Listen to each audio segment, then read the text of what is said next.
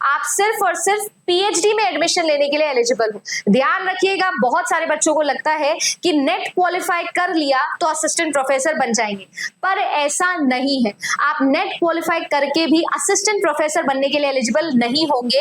Hello everyone, welcome to JRF Adda. मैं अदिति आप सभी लोगों के लिए लेकर आई हूँ आज उन सारे के सारे सवालों का जवाब जो आप सभी लोग खोज रहे हैं डिफरेंट वीडियोस के अंदर। आज मैं आप सभी लोगों को एक वीडियो में सारी की सारी चीजें क्लियर करने वाली हूँ कि एलिजिबिलिटी को लेकर, एज लिमिट को लेकर, सिलेबस को लेकर, पैटर्न को लेकर, मोड ऑफ एग्जामिनेशन को लेकर, क्वालिफाइंग नंबर को लेकर, कट ऑफ एनालिसिस को लेकर, या इसके अलावा जो भी आपके डाउट रहते हैं यूजीसी नेट फॉर्म को फिल करने से पहले, वो सारे के सारे मैं आपको क्लियर कर दूं। और ये मैं आपको लेटेस्ट अपडेटेड इंफॉर्मेशन बुलेटिन जो एनटीए के द्वारा रिलीज किया जाता है यूजीसी नेट एग्जामिनेशन दिसंबर 2025 के लिए, उसी के अकॉर्डिंग बताने वाली हूँ। एग्जामिनेशन का मोड जो है वो आज तक एक बार ऑफलाइन करवाने की इन्होंने कोशिश करी थी, बट उसके बाद में जो है सबक सीख लिया, सीबीटी मोड होगा नहीं होगा, सब चीजें मैं बताने वाली हूँ। और साथ ही साथ आप में से ज्यादातर स्टूडेंट जो इस एग्जामिनेशन को पहली बार देने वाले हैं, उनके लिए क्या क्या जरूरी चीजें हैं, जरूरी बातें हैं जो आपको याद रखनी है, वो भी मैं आपको बताने वाली हूँ। तो चलिए आइए वीडियो की शुरुआत करते हैं। तो चैनल पर अगर आप नए हो तो जल्दी से कर लीजिएगा सब्सक्राइब और जाकर देखना, आपके पास में बहुत सारे वीडियोज है चैनल पर, पेपर 1 के, पेपर 2 के, सारी चीजें आप आराम से थॉरोली देख सकते हो। कम से कम समय के अंदर अगर आपको जेआरएफ चाहिए, आप जानते हो कि आपके पास में अब 60 से 70 लगभग दिन है जो आपके बचे हुए हैं फॉर जेआरएफ, तो आपके लिए प्रीवियस ईयर क्वेश्चंस एक जगह होना बहुत जरूरी है। तो 10 साल के प्रीवियस ईयर सभी के सभी सब्जेक्ट्स जो यहाँ पर मैंने लिखे हैं, ये सभी के सभी सब्जेक्ट्स में 10 साल के प्रीवियस ईयर क्वेश्चन आपको एक जगह मिल जाएंगे जेआरएफ अड्डा के प्लेटफॉर्म पर। जेआरएफ अड्डा एप्लीकेशन पर इग्निशन बैच से आपको ये सब चीजें मिल जाएगी, कंप्लीट कोर्स आपको मिल जाएगा, टेस्ट सीरीज आपको मिल जाएगी और साथ ही साथ हैंड रिटन नोट्स भी आपको मिल जाएंगे जो आपके घर तक डिलीवर किए जाएंगे। पेपर 1 हो या ये सारे के सारे पेपर 2 हो, अगर आप तैयारी करना चाहते हो, 70 दिन में जेआरएफ करना चाहते हो और जेआरएफ अड्डा के वो 10% से ज्यादा जेआरएफ देने वाली गारंटी में आना चाहते हो, तो जरूर ज्वाइन करिएगा जेआरएफ अड्डा एप्लीकेशन को। आप सभी लोगों के लिए एक एक करके मैं इंफॉर्मेशन बुलेटिन में बताती हूँ क्या क्या इंपॉर्टेंट चीजें जो आपको ध्यान में रखनी होती है। बहुत सारे बच्चों का एक कॉमन सवाल होता है कि यूजीसी नेट एग्जामिनेशन से डायरेक्टली जो है वो कौन सी जॉब लगती है, डायरेक्टली आपका पैकेज कितना लगता है। तो इसको लेकर मैंने अलग से एक वीडियो बनाया है, जॉब्स आफ्टर यूजीसी नेट, आप वो देख सकते हो। अदरवाइज मैं आप लोगों को बता दूं कि सीधा UGC net examination JRF clear करके पीएचडी एंट्रेंस करते ही 38,000 से 40,000 रुपए महीना आपको मिलना शुरू हो जाता है। इसके अलावा भी 50,000 तक का आपका स्टाइपेंड अमाउंट जा सकता है। कैसे, वो मैं आपको बताती हूँ। अब सीन ऐसा है, एग्जामिनेशन की मिनिमम चीजें तो आपको पता चली गई है कि आप लोगों के फॉर्म स्टार्ट हो गए, 7 नवंबर तक आप फॉर्म फिल कर सकते हो, इससे ज्यादा नहीं खींचते हैं, आप सभी लोगों को पता है ये चीज। अब अगर मैं बात करूं तो फॉर्म कैसे फिल करना है उसको लेकर भी जो है वो आप सभी लोगों को क्लियरेंस है, नहीं है तो कॉमेंट सेक्शन में जरूर बताना। मैं सबसे पहले बात करना चाहती हूँ कि आप लोगों का जो यूजीसी नेट एग्जामिनेशन है वो 3 कैटेगरी के अंदर किया जाएगा। कैटेगरी आप लोगों के पास में है जूनियर रिसर्च फेलोशिप, जो कि आपको पता है आपका जेआरएफ होता है। अगर आप सभी लोग देखो तो सभी के लिए एक ही एग्जाम होगा, एग्जाम एक ही होगा, 3 घंटे का होगा, 180 मिनट का, जिसमें 150 सवाल आएंगे, पेपर 1 के और पेपर 2 के। पेपर 1 सभी के लिए कॉमन है, जनरल है। पेपर 2 आपका सब्जेक्ट स्पेसिफिक पेपर है, जैसे मेरे लिए कंप्यूटर साइंस है, आपके लिए जो आपका पेपर 2 है वो होगा। यहाँ पर इन 150 सवालों को आपको सॉल्व करना है 180 मिनट में, जिसमें कोई भी नेगेटिव मार्किंग नहीं होती है, ठीक है ना, कोई नेगेटिव मार्किंग नहीं होती है। याद रखिएगा ये जो एग्जामिनेशन है ये 3 अलग अलग कैटेगरी में रिजल्ट निकालता है, पर पेपर एक ही होता है। कैटेगरी 1 होता है junior research fellowship and appointment of assistant professor, यानी नेट और जेआरएफ। दूसरा होता है नेट और पीएचडी एडमिशन, और तीसरा होता है ओनली पीएचडी एडमिशन। ठीक है, ये 3 कैटेगरी में आपका रिजल्ट आएगा। अगर मैं बात करूं तो इन तीनों ही कैटेगरी के लिए जरूरी ये है कि अगर आप सभी लोग इस टेबल को ध्यान से देखेंगे तो देखो टेबल में साफ साफ लिखा हुआ है कि आपका अगर कैटेगरी 1 में सिलेक्शन होता है तो आप जेआरएफ भी हो, आप नेट भी हो और आप पीएचडी एडमिशन के लिए भी एलिजिबल हो। आपको 3 साल का समय मिलने वाला है, आप पीएचडी में एडमिशन ले सकते हो अगर जेआरएफ क्वालिफाई होता है तो। अगर आप सभी लोगों का जेआरएफ क्वालिफाई नहीं होता, केवल नेट क्वालिफाई होता है, तो आप असिस्टेंट प्रोफेसर बनने के लिए एलिजिबल हो और आप पीएचडी एडमिशन के लिए भी एलिजिबल हो। बट आपके पास में अब सिर्फ 1 साल का समय रहने वाला है पीएचडी एडमिशन लेने का। इसके बाद में ये जो आपका स्कोर है नलिफाई हो जाएगा, आपको दोबारा से पेपर देना होगा।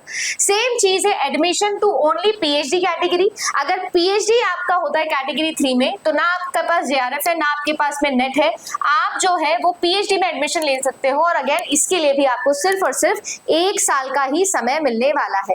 अगर आप लोग ध्यान से देखोगे तो यहाँ पर आपको साफ साफ ये चीज लिखी गई है आपके लिए। जब कैंडिडेट 2 और 3 कैटेगरी से पास करता है एग्जामिनेशन को, 70% वेटेज इसको दिया जाएगा और 30% वेटेज दिया जाएगा आपके इंटरव्यू को जब आप पीएचडी का एडमिशन लोगे। तो आप सभी लोगों के लिए आपका जो कैटेगरी 2 और कैटेगरी 3 का सर्टिफिकेट है वो सिर्फ और सिर्फ 1 साल के लिए वैलिड रहता है। बहुत कम बच्चे ये चीज अच्छे से समझ पाते हैं।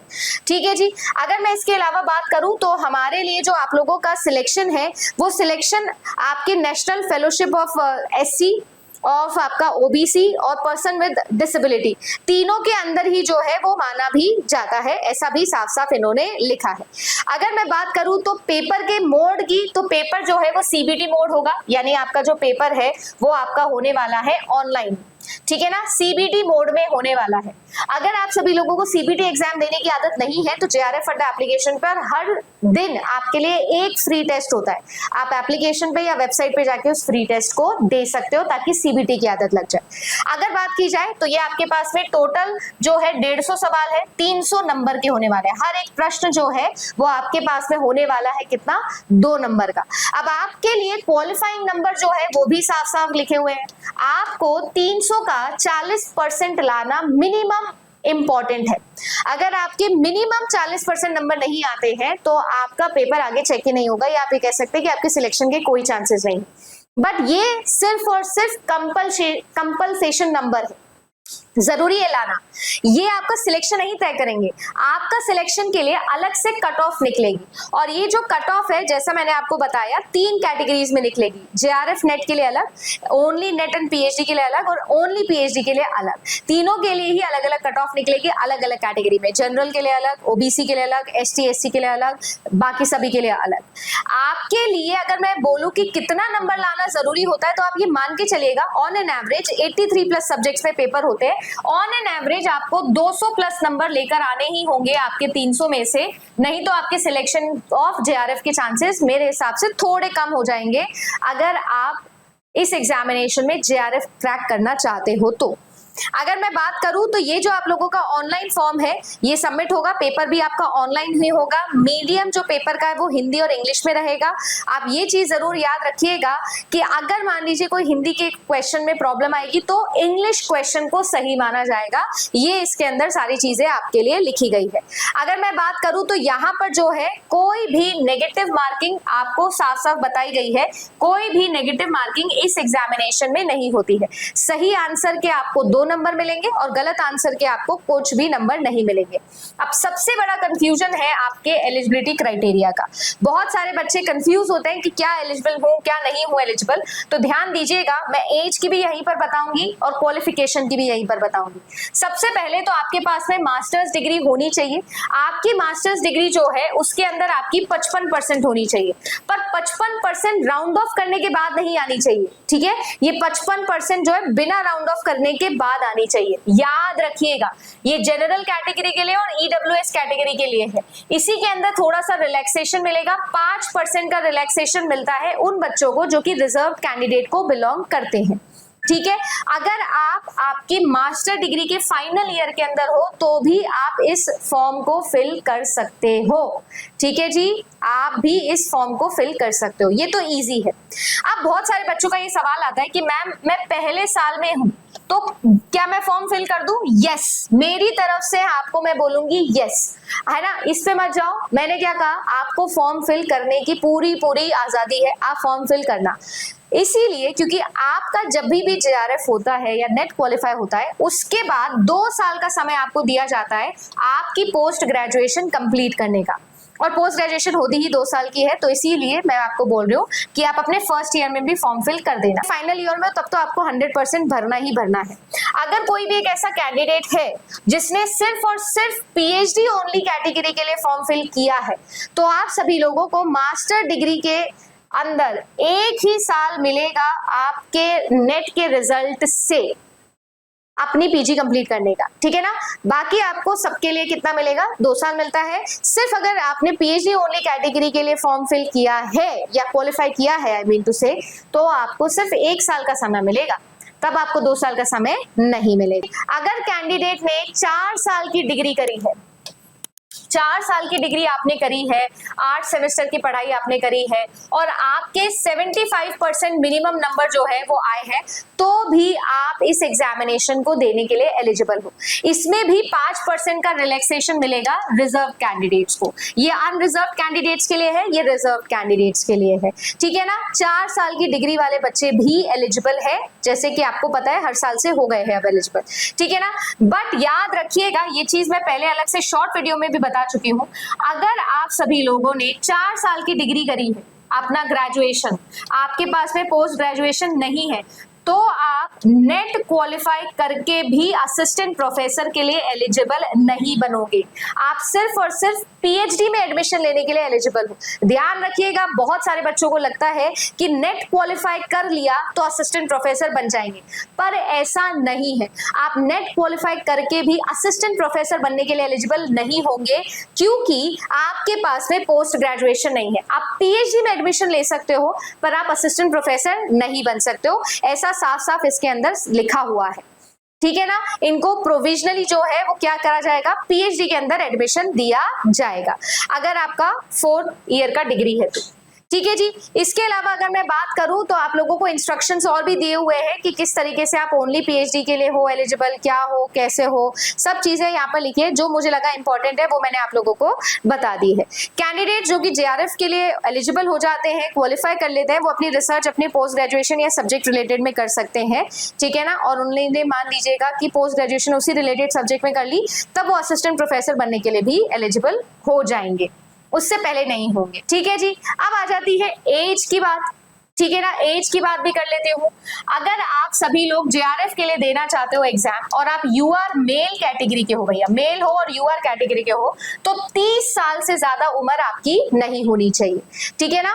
आप 30 साल से ज्यादा उम्र के नहीं होने चाहिए, ठीक है ना। इसमें आप 1 दिसंबर 2025 के अकॉर्डिंग है ये। 5 साल का एज रिलैक्सेशन है किन किन लोगों को, विमेन कैंडिडेट्स को और बाकी सारे रिजर्व कैंडिडेट्स को 5 साल का एज रिलैक्सेशन है, यानी आपको क्या मिलेगा, 35 साल की एज मिलेगी, ठीक है जी। ये भी आपको दिया हुआ है। इसके अलावा जिन बच्चों ने एलएलएम डिग्री करी हुई है उनको और 3 साल का एज रिलैक्सेशन अलग से दिया जाता है। अगर आपने एलएलएम डिग्री करी है तो कुल मिला के आपको एज रिलैक्सेशन पूरा का पूरा 8 साल का मिल जाएगा। अगर आप विमेन हो तब तो 8 साल का मिलेगा, रिजर्व कैंडिडेट के तो भी। अदरवाइज आपको 33 साल तक की उम्र में यूआर मेल कैटेगरी से एलएलएम अगर आपके पास है तो आप लोग अपना एज लिमिट कर सकते हो। असिस्टेंट प्रोफेसर के लिए और पीएचडी ओनली के लिए कोई भी आपके पास में एज लिमिट नहीं होती है। रिजर्वेशन की अगर मैं बात करूं तो 15% सीट्स एससी के लिए, 7.5% एसटी के लिए और 27% जो है वो ओबीसी के लिए, नॉन क्रीमी लेयर के लिए है, 10% ईडब्ल्यूएस के लिए और 5% जो है वो आपकी फिजिकली हैंडीकैप्ड लोगों के लिए है। 40% से ज्यादा डिसेबिलिटी, 40% या उससे ज्यादा अगर डिसेबिलिटी है तो उनके लिए है। ये आप लोगों की जो है वो रिजर्वेशन पॉलिसी है जो एनटीए फॉलो करता है। इसके अलावा रजिस्ट्रेशन प्रोसेस मैंने आपको बता ही दिया है। आधार ऑथेंटिकेशन होना आपका बहुत ज्यादा इंपॉर्टेंट है। आपकी फोटो वगैरह सब जो है वो यहाँ पर अपडेट होगी। आपके लिए चैनल पर वीडियो आ जाएगा जिसमें डिटेल में आप लोगों को बताया जाएगा कि फॉर्म कैसे फिल किया जाना चाहिए। ये सारी चीजें इंपॉर्टेंट है। एडमिट कार्ड की कोई डेट नहीं आई है, एग्जाम की अभी कोई डेट नहीं आई है। आपका जो एग्जामिनेशन है वो कब होना चाहिए है तो वो मैं आप लोगों को बता देती हूँ कि आप लोगों का एग्जामिनेशन दिसंबर के एंड में या जनवरी के फर्स्ट वीक में होने के हाई प्रोबेबिलिटी है, अगर आरपीएससी का फॉर्म या आरपीएससी का एग्जाम पोस्टपोन नहीं होता है तो। नहीं तो दिसंबर मिड के अंदर भी आपका एग्जाम होने के हाई चांसेस है। अब अगर मैं देखूं तो हमारे पास में लगभग 60 से 70 दिन का जो समय है वो बचा हुआ है। अगर देखो तो आप 60 से 70 दिन, अगर आपको 60 से 70 दिन के अंदर अंदर तैयारी करनी है तो मैं आप लोगों को ये बोल सकती हूँ, आपको ये समझना पड़ेगा कि हर एक दिन में एटलीस्ट मुझे पेपर 1 और पेपर 2 को लेकर लगभग 6 से 7 घंटे की पढ़ाई अब से देनी स्टार्ट कर देनी चाहिए। आप सभी लोग अगर फ्री ऑफ कॉस्ट पढ़ रहे हो तो आप लोगों के पास में जेआरएफ अड्डा के यूट्यूब चैनल पर खूब सारे वीडियोस है, जाकर देख लेना। इसके अलावा अगर मैं आप लोगों से बात करूं तो आपके पास में जो है वो अभी मौका है कि आप रिकॉर्डेड कंटेंट को एक जगह इकट्ठा कर लो और उनसे पढ़ाई करना स्टार्ट करो। इससे फायदा ये होगा कि कंटेंट एक जगह, सारे प्रीवियस ईयर एक जगह, ठीक है ना, सारा का सारा कंटेंट आपके पास, पेपर 1 पेपर 2 का एक जगह, सारे प्रीवियस ईयर क्वेश्चंस आपके पास एक जगह और सारी की सारी किताबें भी आपको एक जगह मिल जाएगी। ये कंप्लीट पैकेज 6 महीने के पैकेज पे आप लोगों को मिल जाएगा JRF अड्डा एप्लीकेशन पर। आप उन सभी सब्जेक्ट्स में ले सकते हो जो मैंने स्लाइड पहले दिखाई थी। अब इससे होगा ये कि बुक आपके घर पे आ जाएगी जिसमें मैंने पेपर 1 टॉपिक वाइज आपको सॉल्व करवाए हुए प्रीवियस ईयर क्वेश्चन 6 साल के। इसके अलावा वीडियोस मिल जाएंगे 10 साल के previous year question for paper 1 and paper 2 both. इसके अलावा बुक मिल जाएगी पेपर 2 की, पेपर 1 की नोट्स वाली, और आपके पास में वीडियो कंटेंट भी आ जाएगा जिसमें आप सभी लोग, आप ये मान के चलो कि आप लोगों का पूरा कंटेंट जो है वो आपके पास रहेगा। और सिर्फ यही नहीं, जून साइकिल के लिए भी आप ये कंटेंट को हमेशा अपने पास रख सकते हो। तो ये सारी चीजें जो है वो आप लोगों की तैयारी के लिए इंपॉर्टेंट है। इसके अलावा अगर आप लोग फ्री में तैयारी कर रहे हो तो आप लोगों के लिए यूट्यूब के ऊपर हम 1 शॉट मैराथन से स्टार्ट कर रहे हैं। 10 अक्टूबर को मेरी मैराथन है, पहली मैराथन है जिसमें मैं आप लोगों के लिए टीचिंग और रिसर्च एप्टीट्यूड लेकर आ रही हूँ। 100 क्वेश्चन 500 कॉन्सेप्ट अपन करेंगे। ऐसी एक मैराथन मैं इस संडे को ऑलरेडी ले चुकी हूँ। सो चैनल पर नए हो तो सब्सक्राइब कर लेना, वीडियो अच्छा लगा तो जरूर लाइक करना। मैंने कोशिश करी मैं सारी चीजें एक वीडियो में आप लोगों को बता सकूं, जो भी अपडेट्स, जो भी इंपॉर्टेंट चीजें, बिगिनर, फर्स्ट टाइमर, रिपीटर, जिसको पता होनी चाहिए सब मैंने बताई। आधार वेरिफिकेशन प्लीज याद रखिएगा, कब नेट क्वालिफाई करके असिस्टेंट प्रोफेसर के लिए एलिजिबल होंगे नहीं होंगे वो चीज याद रखिएगा। सारी चीजें मैंने आपको कोशिश करी। वीडियो अच्छा लगा हो तो लाइक जरूर करना, कमेंट सेक्शन में आपके डाउट जरूर लिखना। मैं मिलती हूँ आप सभी लोगों से हमारे 10 बजे वाले पेपर 1 की फ्री क्लास के अंदर। Thank you.